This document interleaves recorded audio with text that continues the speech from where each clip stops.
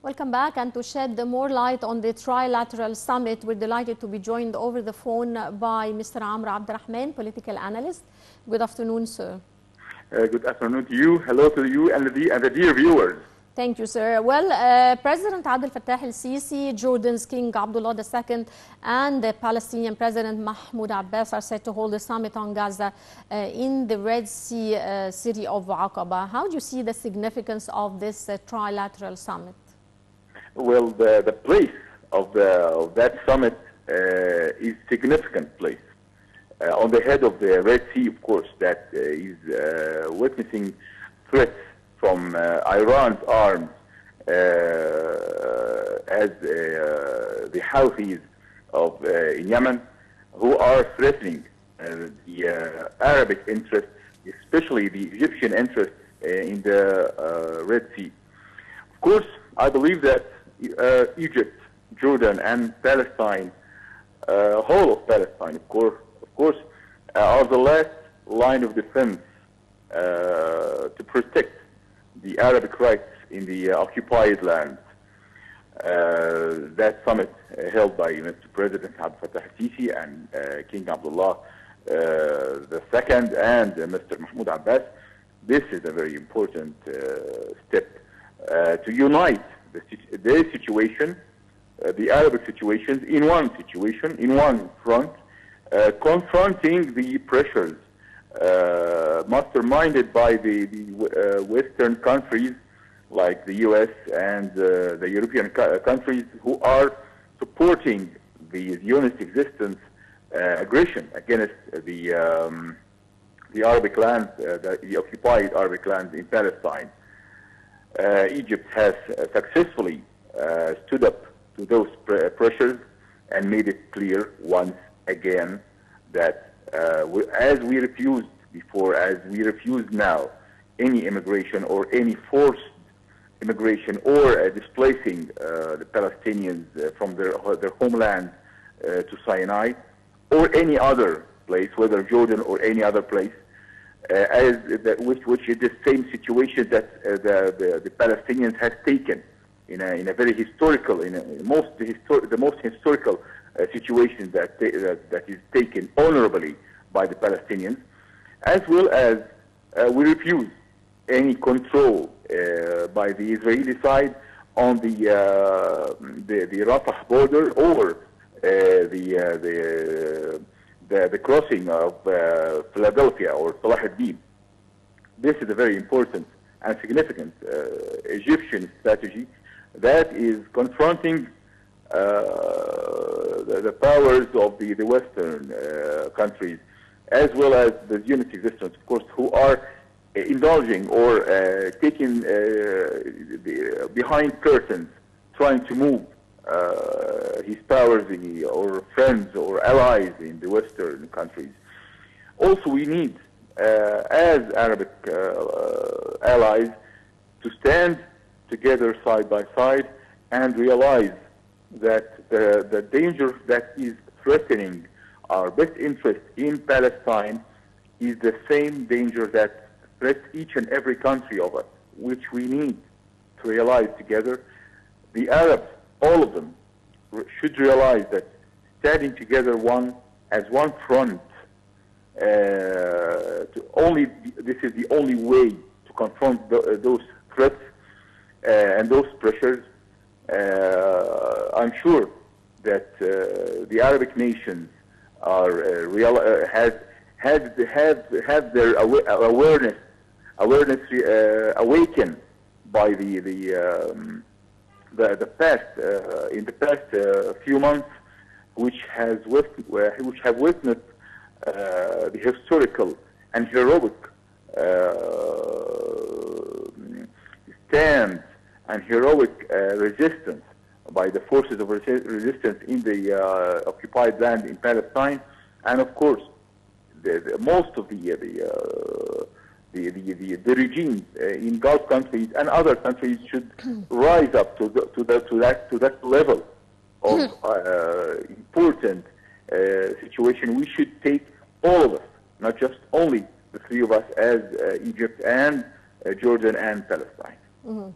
Well, the summit coincides with the U.S. Secretary of State Antony Blinken's tour in the Middle East to rally the region's leaders for post-war Gaza. How do you think that would be the impact of the collaborative efforts and strategies discussed among the participating leaders regarding post-war Gaza and reconstruction and stability? Of course, Mr. Blinken has the past meeting with Mr. President Abdel Fattah al-Sisi. Of course, he has a memory that he can never forget. Yeah. Mr. President has taught him a lesson, literally a lesson, on how Egypt stands for the rights of the Palestinians, as well as refusing any agendas or hidden agendas or strategies or plans to displace the Palestinians. He made it clear that our conflict is not with the Jews. Yeah. Our conflict is against the Zionists and the Zionist existence and those who are supporting the Zionist existence. He made it clear to Mr. Blinken, and of course he'll find the same answer and even stronger in his tour when he meets again with Mr. President or any of the Egyptian people in response. Of course, Mr. Blinken is responsible. His country is responsible for the bloodshed in Palestine, and of course he is an accomplice in the crimes that are being committed in Palestine by the Zionist existence. The U.S. is directly supporting the Israeli armies with weapons, with soldiers from Delta Force and from other mercenaries like Blackwater are supporting the Zionist existence in against the owners of the land, which are the Arabs in Palestine, and we stand firm against any greed, whether from the West or from the Zionist existence. And I'm sure that this is a golden moment for each and every honorable Arabic man or Arabic leader to stand firm against those greeds. It's a golden moment for us to take a stand once and for all to end this colonization in the Arabic land.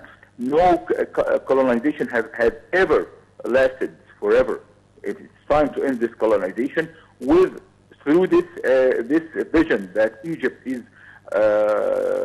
always presuming and always holding on to, which is the two-state solution. Right. How do you see the significance of the international community's stance, assuming its responsibilities to stop the violence and genocide against the Palestinian people in Gaza Strip? You have mentioned the right word, of course. This is the genocide. This is the true Holocaust, by the way, the true Holocaust that is really happening on this century and for centuries before. Yeah.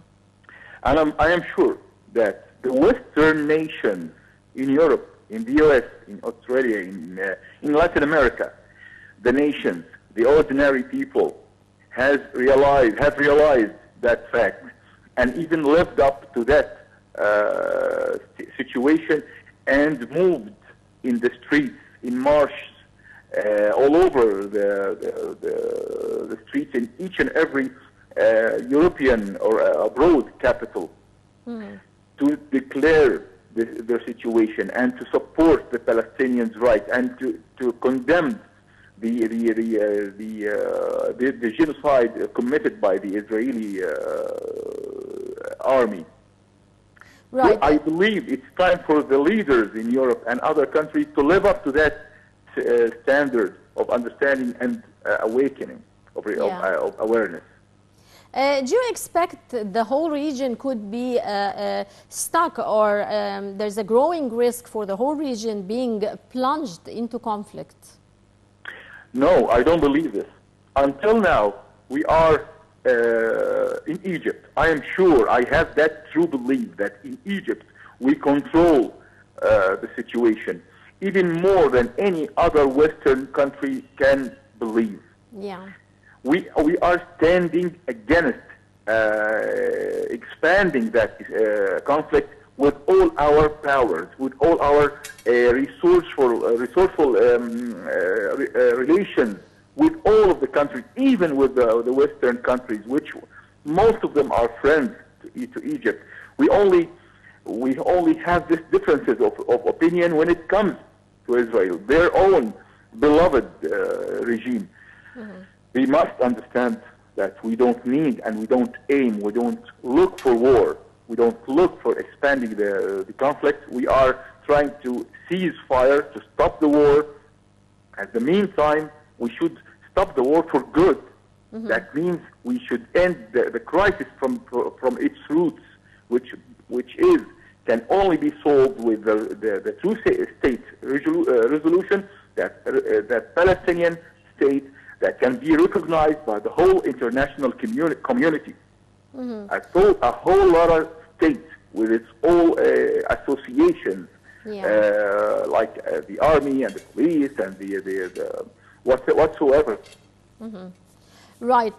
Since the start of the Israeli war on Gaza, thousands have been killed and hundreds of thousands displaced from their homes, seeking refuge in hospitals and in schools. Now, how do you see the brutality of the Israeli army so far? Well, the same bloody scene I have witnessed in Iraq. And generations before have witnessed in the U.S. in the American continent, when the British and other forces displaced and wiped out and committed the assaults of genocide against the civilians and the true owners of the land in America, in both the continents of America. Millions, hundreds of millions were killed through plagues they cultivated in their homeland, with massacres that even Americans now recognize and now cannot ever lie about the fact they have existed. But we need to know that Arabs now, the nations now, are totally aware of what's happening, and will never allow to the criminal to get out or to run away with his crimes. Israel will be punished, will pay for their crimes, and the Palestinians' land will be freed. The territories that each and every moment now, as we are speaking, each and every country in the world, each and every nation in the world realize that fact now. Israel can never win this war, and the resistance is teaching them, their army, a lesson each and every day. The Israeli soldiers are running from the battles of confronting the resistance forces, and that's why they need the American aid. That's against some thousands, not a bunch of thousands, or even hundreds of resistors in the Palestinian land. The Israelis are using the aid of the Americans and thousands of mercenaries from all over the world. This is a true declaration of the defeat of the Israeli forces and Israeli colonization army. Right. Well, I would like to thank you very much, Mr. Amr Abdelrahman, political analyst. Short break, dear viewers, and we'll be back. Thank you. Thank you very much. Thank you.